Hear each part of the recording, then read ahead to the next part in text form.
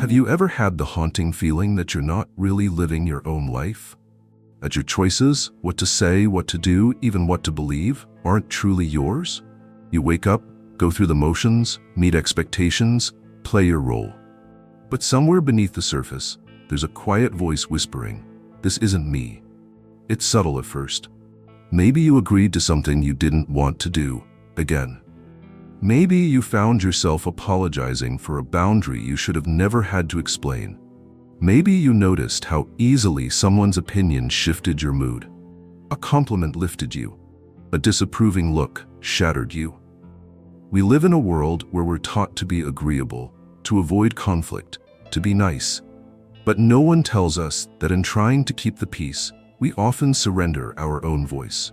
That in trying to be accepted, we slowly abandon ourselves until one day you realize you've been manipulated, not just by people, but by a lifetime of conditioning.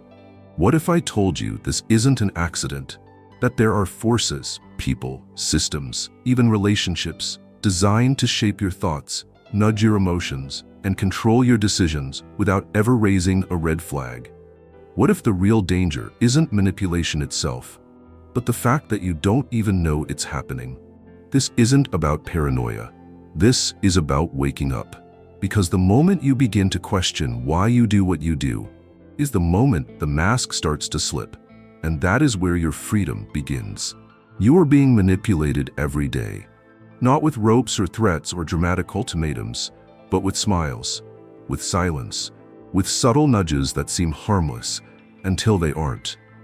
The most dangerous form of manipulation doesn't look like control. It looks like kindness. It feels like safety. It sounds like love. And that's precisely why it works. Think about it.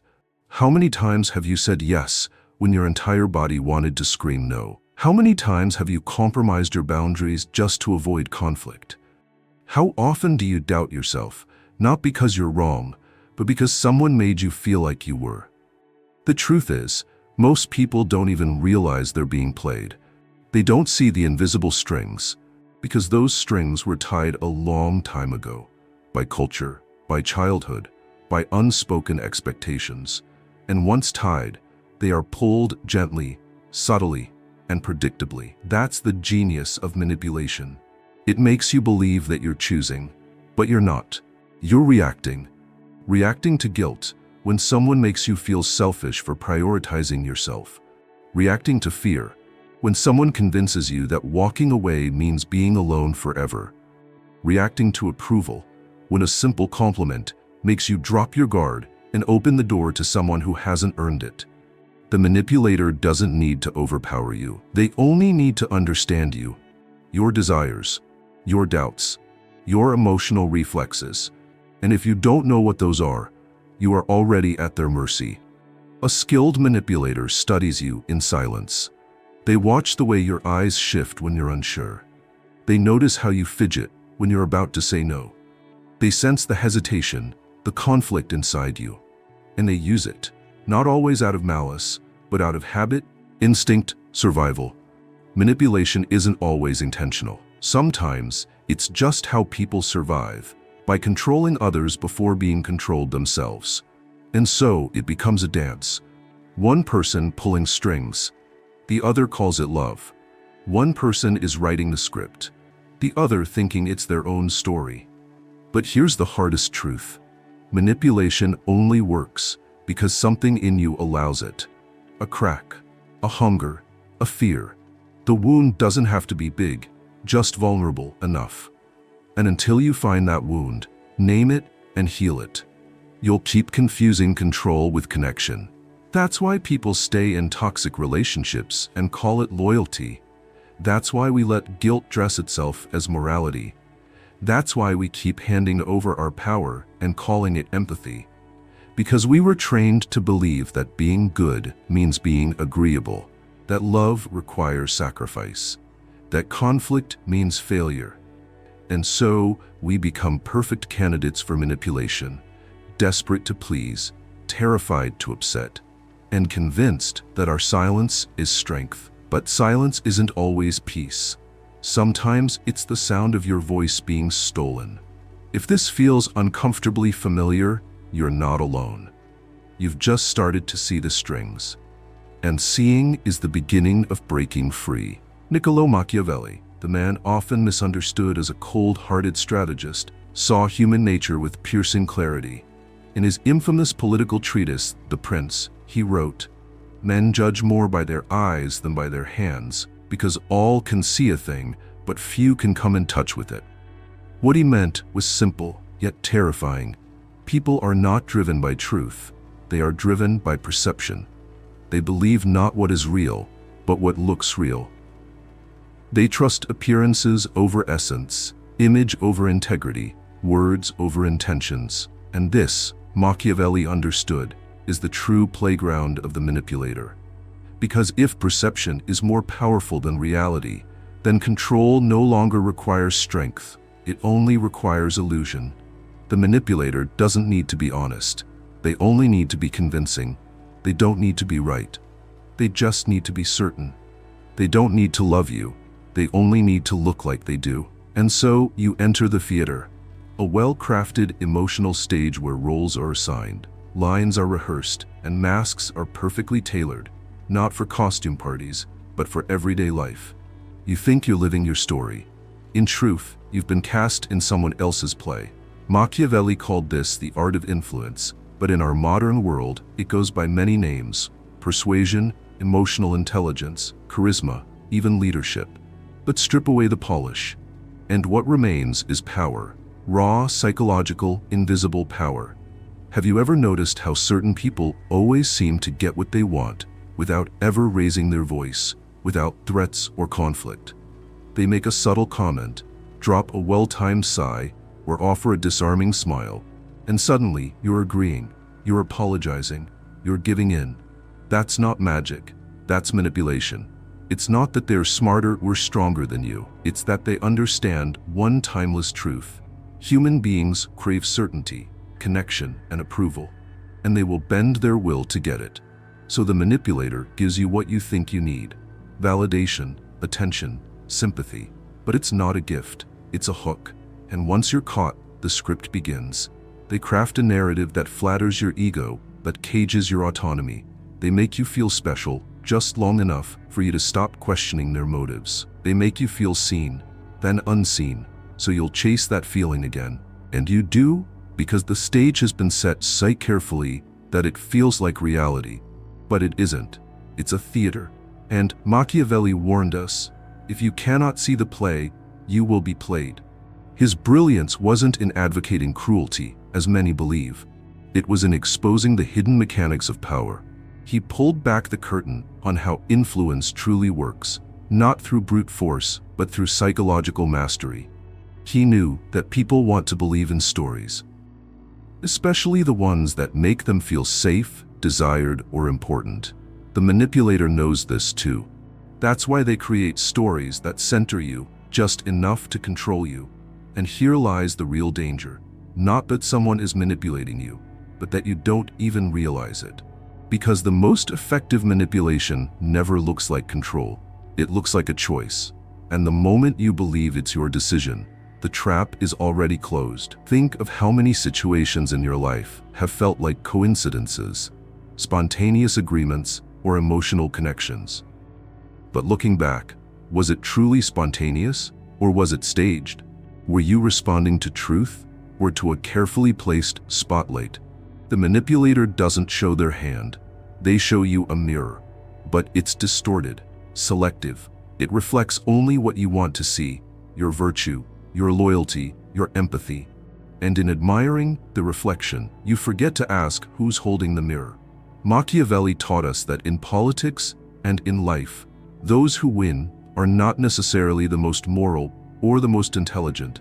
They are the most perceptive, the ones who see the game while others are still playing it blindly. So if you feel like you've been caught in an endless cycle of being used, misunderstood, or emotionally drained, ask yourself, whose stage are you standing on? Whose script are you repeating, and whose approval are you still performing for? Because until you step off that stage, you will keep mistaking the applause for love, and the spotlight for freedom, and neither is real. Manipulation doesn't begin with force. It begins with familiarity. It doesn't scream. It whispers. And the most dangerous part? It always feels personal. Tailored, specific. Like the other person really sees you. That's the bait. Because once someone sees your needs, they can start shaping your reality. Let's break down the architecture of manipulation. 1. Charm, the softest trap. It starts with charm. The manipulator doesn't show up as a villain. They arrive as the one who finally understands you. They complement not just your looks, but your soul. They remember the little things. They make you feel seen in a way others never have. But this is not love. It's emotional surveillance. They study your smiles, your insecurities, your longings. They reflect them back to you like a mirror you've been dying to find. And because it feels so real, you lower your guard. You begin to open up. You share your fears, your past, your dreams. And that's when the balance shifts. Because every detail you reveal becomes a lever. Every story becomes data. And before you know it, you're not in a relationship, you're in a performance. One where your role is to keep feeding the attention, keep chasing the validation, keep proving your worth.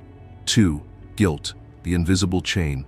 If charm doesn't work, guilt does. Manipulators are masters at twisting your kindness into a weapon against you. They won't accuse you outright. They'll sigh, stay quiet, say things like, "I guess you're too busy," or "I wouldn't expect you to understand." And suddenly, you're apologizing for things you didn't even do. This guilt doesn't come from facts, it comes from emotional distortion. They imply that saying no means you don't care, that standing your ground is selfish, that prioritizing yourself is a betrayal. And because you've been taught that being good means sacrificing, you fold, again and again, until your life becomes a series of silent compromises. 3. Fear, the silent threat. If guilt doesn't trap you, fear will. Not with threats of violence, but with abandonment. The manipulator creates emotional dependency. They become your source of comfort, stability, or identity. Then they hint at taking it away. If you walk away, no one will love you like I do. You'll regret this. You're going to end up alone. It's subtle, but it works. Because fear, especially the fear of being unloved or alone, can paralyze even the strongest of minds. You convince yourself it's better to stay in the toxicity than face the emptiness. You stay not because it's good, but because it's familiar. And familiarity, even when painful, can feel safer than freedom. But here's the deeper layer. These strategies work because they find something in you that responds. No manipulator can gain power without your silent permission, and that permission is written in the language of your wounds. If you crave validation because you never felt enough, charm will hook you. If you carry guilt from childhood, being too much, too little, too sensitive, emotional blame will control you. If you fear abandonment because love always meant conditions, fear will imprison you. These aren't weaknesses, they're unhealed stories. But if left unchecked, they make you predictable. And manipulators thrive on predictability. They don't need to overpower you, they just need to anticipate you. They don't break you, you bend for them over time until you forget how to stand tall. So the key isn't to fight the manipulator head-on. It's to see what in you allows their strings to hold weight. Because once you name the pattern, the performance ends. And suddenly, the charm feels cheap. The guilt feels manipulative. The fear feels manufactured. Because now you're seeing clearly.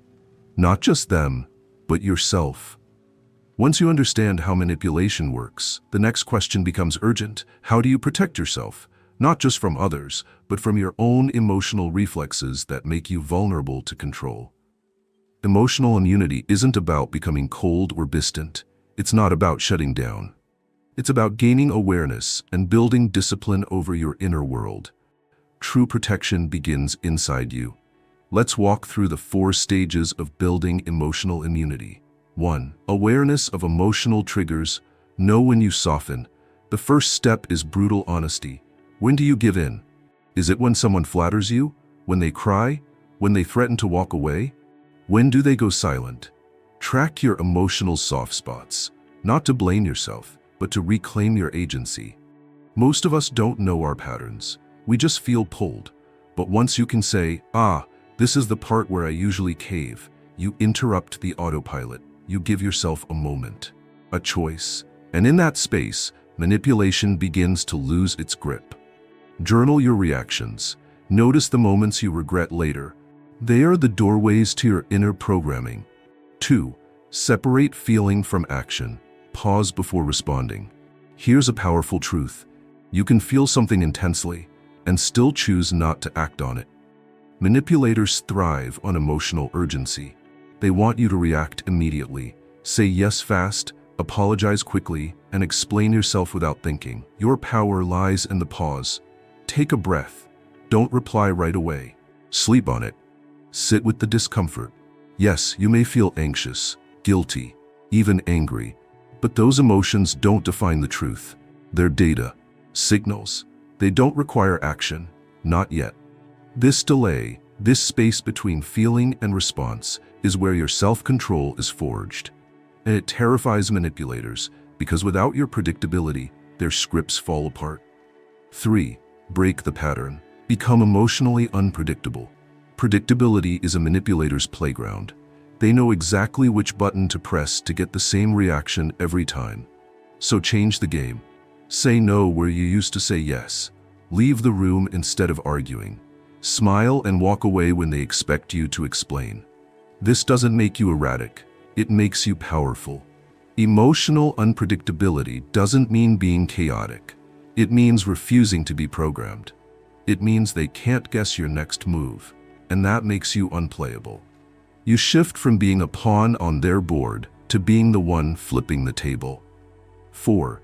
Build a solid identity. Know who you are. The most important shield against manipulation is self-knowledge. When you don't know who you are, you depend on others to define you. You bend to be liked. You break to be accepted. But when you have a solid internal identity, when you know your values, your boundaries, your truth, you become immovable. Validation no longer becomes a currency they can buy you with. Guilt loses its grip. Fear becomes a passing wave, not a command. Ask yourself, what do I stand for? What am I no longer available for? What parts of myself am I still negotiating just to be liked? Answering these questions is uncomfortable, but necessary because every manipulator looks for the same thing, a person still uncertain of their own worth. Once that certainty grows in you, you become unshakable. You don't need to prove yourself. You don't need to explain. You simply are, clear, firm, and free. Emotional immunity isn't something you achieve once. It's a practice, a discipline, a daily choice to be self-aware instead of reactive, grounded instead of grasping, whole instead of needing others to complete you. And the more you practice it, the more you'll see that what you once called connection was often control. And what you once feared losing was never really love. What happens when the manipulator isn't a stranger, but someone you love? A parent, a partner, a mentor, a boss who believed in you. What happens when the one pulling the strings is also the one who once held you, helped you, or said they'd never leave? This is where the game turns cruel. Because manipulation from strangers is painful, but recognizable. Manipulation from loved ones? That's an entirely different kind of prison. It's built not from threats, but from memories. From moments of care. From words like, I'm only doing this because I love you. It doesn't feel like control. It feels like loyalty. It doesn't look like harm. It looks like family. It doesn't sound like manipulation. It sounds like tradition, responsibility, and gratitude. That's why it's so hard to escape. When a partner says, without you I'm nothing, it sounds romantic. But it's emotional blackmail. When a parent says, you can't do this to your mother, it feels like guilt. But it's control wrapped in culture. When a boss says, you owe me everything, it feels like gratitude, but it's a power play hiding behind opportunity. And because these people once gave you something, love, care, support, you feel indebted. You convince yourself to stay, to keep the peace, to be the bigger person. But here's the truth no one wants to say out loud. Not every bond is sacred. Not every connection is healthy. Not every expression of love is free from control. The people who say they love you can still manipulate you. The people who raised you can still trap you in invisible expectations. The people who once saved you can now be the ones slowly suffocating your spirit. And until you see it for what it is, you'll keep calling it love. But real love doesn't require obedience. Real love doesn't make you feel small to feel safe. Real love doesn't punish you for having boundaries. So what's the way out? It begins with a word that feels like rebellion in these relationships. No. No, I won't explain myself for protecting my peace. No, I won't be guilted into sacrificing my mental health. No, I won't keep performing just to be accepted. Set boundaries, not as walls, but as declarations of self-respect. And remember, boundaries don't require justification. You don't need a PowerPoint presentation to say, "This is where I end, and you do not get to cross." Will there be backlash? Absolutely. Expect silence, accusations, tears, gaslighting. You've changed. You're cold. You don't care anymore. These are not truths, they're tests. The manipulator is probing your limits, hoping you'll fold. They're counting on the old version of you, the one that apologized for being hurt, the one that gave in to keep the peace. But that version of you is gone. Now you stand. And sometimes that means walking away, not out of hatred, not out of punishment, but out of love for yourself. Because some relationships can only survive if you keep shrinking, and you were not born to shrink. Here's the hardest part. Sometimes loving someone means letting them face their own void. Because as long as you keep filling it, they'll never learn to. You're not abandoning them. You're choosing you. You're choosing clarity over confusion, truth over performance, freedom over silent suffering. And that's not cruelty. That's the beginning of real love. Niccolo Machiavelli never set out to be liked. He didn't write to soothe egos or uphold ideals. He wrote to reveal what most people are too afraid to see. The world runs on perception, not truth. Power, not virtue. Strategy, not sincerity. And if you want to protect your mind and your freedom in the modern world, you must learn to think like him. We live in an age of endless influence, social media, relationships, workplace dynamics, marketing, politics. Everything is performance. Everything is persuasion. And those who don't understand the rules are played by them. But you don't have to be a pawn. You can become a strategist. Let's explore 3 modern applications of Machiavellian clarity. 1. Observe behavior, not words. Machiavelli famously said, "Men are quick to change rulers when they imagine they can better their condition." Translation: people are driven by self-interest, not ideals. In today's terms, stop trusting what people say. Watch what they do. Words are easy. Promises are cheap. But actions, patterns, reactions under pressure, that's where the truth lives. Someone who constantly speaks of respect but dismisses your boundaries isn't respectful. A boss who preaches about balance but expects midnight replies doesn't value your well-being. A partner who says they love you but guilt trips you into silence isn't loving you, they're managing you. The Machiavellian mind doesn't get swept up in sentiment. It stays grounded in observation. Ask yourself, what do they actually do when I say no? What do they really value when things don't go their way? Because the game is played in behavior, not in beautifully crafted lies. 2. Use silence as a weapon. In a world of emotional noise, silence is power. Most people talk too much, explain too much, react too fast. Manipulators count on that. They push buttons, then sit back and watch you unravel yourself. But when you stop responding predictably, the game breaks.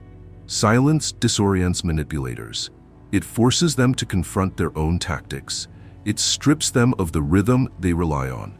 And most importantly, it gives you space. Space to think, to breathe, to decide. You don't owe anyone immediate answers. You don't owe everyone access to your thoughts. You don't need to defend your boundaries. Silence isn't weakness, it's a strategy. It's where self-respect gathers its strength. 3. Master the power of ambiguity. Machiavelli wrote that a prince must appear virtuous even when he isn't. Why? Because image influences more than integrity ever could. This isn't about being fake. It's about being intentional. In your modern life, that means this. Stop revealing everything. Not everyone deserves access to your heart, your plans, your fears. Be warm, but unreadable. Be kind, but unshakable. Let people guess, let them wonder. Because the more predictable you are, the easier you are to control. But when you're flexible in presentation, while rooted in who you are, you become untouchable. Ambiguity is not deception. It's protection. It's keeping your center safe while the world tries to shape it. To live in this world with your mind intact, you must learn the art of defense. Not through aggression, but through clarity, stillness, intentionality. Machiavelli wasn't teaching us how to be cold. He was teaching us how to survive without becoming naive. He didn't celebrate cruelty. He simply revealed the cost of being unprepared. So observe more, speak less, reveal wisely, and remember, you don't need to play the manipulator's game. You just need to stop playing it blind. You were never manipulated because you were weak. You were manipulated because you were unaware. Because the stories, the smiles, the subtle guilt, they all played on something within you that was still asleep. But now, you're waking up. And awakening is never gentle. It doesn't come wrapped in comfort. It comes with a jolt, a crack in the illusion you've lived with for years. The illusion that being kind protects you. The illusion that being agreeable keeps you safe. The illusion that being loved means being chosen without cost. But here's the truth. Most people spend their lives running from. Freedom isn't about doing whatever you want. Freedom begins the moment you no longer need to be accepted. The moment you stop trying to please everyone. The moment you stop trading pieces of yourself for a temporary sense of belonging. The moment you stop calling survival love and start calling it what it is, sacrifice without consent. And in that moment, something sacred happens. You say no, not in anger, not in rebellion, but in clarity. No, I will not carry this guilt for you. No, I will not abandon myself to be approved. No, I will not perform who I am to keep you comfortable. That no is not rejection, it is a rebirth. It is the first breath of a self that no longer bends to stay loved. It is the end of emotional slavery and the beginning of emotional sovereignty. It is you, stepping out of the shadow of other people's expectations and into the light of your own truth. But be warned, this awakening comes at a cost. You will feel the pull to go back, to explain yourself, to soften your boundaries, to justify your silence. Don't, because every time you say yes when your soul says no, you betray yourself. And the deepest betrayal is not what others do to you, it's what you silently allow to keep peace that was never real. Understand this. The people who loved the version of you that was silent, soft, and easy to manipulate, they will not celebrate your awakening. They will call you cold. They will say you've changed. They will question your loyalty. Let them. Because their discomfort is proof that you've stopped dancing to a tune that never belonged to you. And this is your turning point. You don't need permission to evolve. You don't need approval to be whole. You don't need to explain why peace feels better than performance. You've seen the strings, you felt the pull. Now you hold the blade. And with one decisive act, one honest no, you sever what was never truly love, never truly safety, never truly you. From this place of truth, everything begins. Not easy, not perfection, but freedom. Raw, unfiltered, and real. You are no longer a puppet in someone else's theater. You are the author of your own voice, and that voice no longer whispers. It declares, no more. So now the question is no longer, are you being manipulated? You know you have been. The real question is, what will you do with this awareness? You can go back to pleasing, explaining, softening your truth so others stay comfortable. Or you can move forward into the unknown terrain of clarity, boundaries, and emotional freedom. But understand this, no one will hand you that freedom. You must claim it, not by fighting harder, but by standing still in your truth. Not by yelling louder, but by choosing silence where noise used to control you. Not by proving anything, but by finally understanding you owe no one an apology for being whole. This is not about becoming hard, it's about becoming clear. Be clear about what you tolerate, clear about who you are, clear about where your life ends and someone else's expectations begin. The world will test this clarity. People will challenge it. Your old self will try to crawl back into comfort, but keep walking, because the road to freedom is not paved with comfort, it's paved with self-respect. And every time you say no when your soul demands it, you take back one more piece of your power. So start today, observe more, react less, speak with purpose, guard your peace like it's sacred, because it is. And if this message stirred something in you, don't let it fade. Share it, write it, live it. Because the truth doesn't just set you free, it demands that you never live asleep again. To be manipulated is not your fault, but to stay unaware, now that you've seen the strings, that's a choice. Choose freedom, now. If this video opened your eyes, if something in it made you stop, reflect, or see your life differently, don't let it end here. Tap that like button to let the message ripple further. Subscribe to the channel so you never miss the next awakening, the next hard truth, the next piece of the puzzle that sets you free. And most importantly, drop a comment below. What part of this message struck you the most? When did you realize you were being controlled? Or are you still caught in someone else's game, trying to find your way out? Your words might be the mirror someone else needs to see clearly. Let's rise together.